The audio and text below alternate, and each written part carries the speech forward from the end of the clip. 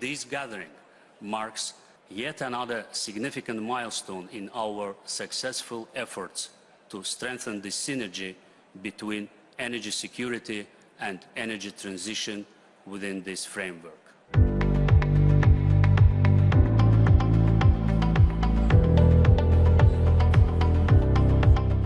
Energy leaders from around the world gathered for a crucial meeting in Baku. The 11th Southern Gas Corridor Advisory Council and the 3rd Green Energy Advisory Council brought together representatives from 24 countries. The focus was on strengthening a strategic energy partnership between the European Union and Azerbaijan, with the aim to deliver not just natural gas, but new momentum in renewables, energy efficiency, security, environmental protection and cleaner energy. When we get rid of Russian gas in Europe, obviously we need alternatives, and many of the countries here today are willing to help us find those alternatives. Also, we are in the middle of a green transition, not only in EU, also in many of the producers that are here today, and we want to work together on that. Now, in its 4th year of operation, the Southern Gas Corridor remained a key theme.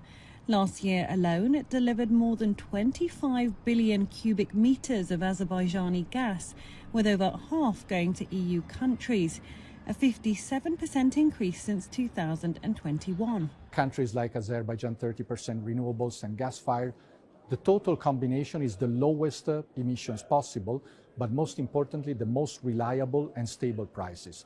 The beauty of renewables under long-term PPAs is you get a flat, low price for the next 20, 30, 40 years, instead of the big volatility that we have seen with the gas prices in Europe in recent times. During the event, the Minister of Energy for Bulgaria announced that they will be the first country to start construction of the vertical gas corridor. We are planning to extend our interconnectivity in the gas sector with our neighbors from Greece, which will help us also to provide more gas quantities from the Southern Gas Corridor. We're going to extend our capacity with 50% related with investments in the vertical gas corridor here. Industry leaders and officials also tackled key priorities, like investing in infrastructure, reducing methane emissions and building greener energy networks. This project is really important because in Uzbekistan we have really ambitious goals. By 2030, we're committed to install the renewable capacities, at least 50% of the renewable capacities in Uzbekistan. So which means we have renewable generation will be at least 25 gigawatts by 2030. Which creates a lot of opportunity for the surplus power to export to Europe. Following the hosting of COP29 in the city, the momentum is now firmly on renewable energy corridors, storage solutions and hydrogen production. Masdar is a global energy renewables company and began collaborating with Azerbaijan in 2018 to develop a variety of energy projects. Total amount that we've committed is exceeding $1.2 billion in terms of value. The capacity that we've committed exceeds 1.2 gigawatt.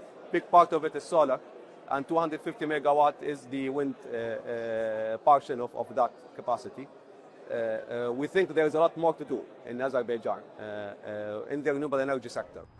From pipelines to green power lines, Baku is charting a path to a more secure and sustainable energy future. During the event, there was also an EU-Azerbaijan roundtable meeting on offshore wind power development between leading energy companies and financial institutions.